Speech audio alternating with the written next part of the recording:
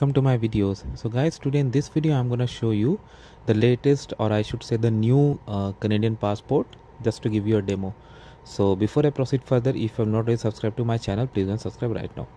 So guys, the front is like this. This is completely changed based on the previous design that you have seen, and just beneath this page this is gonna come.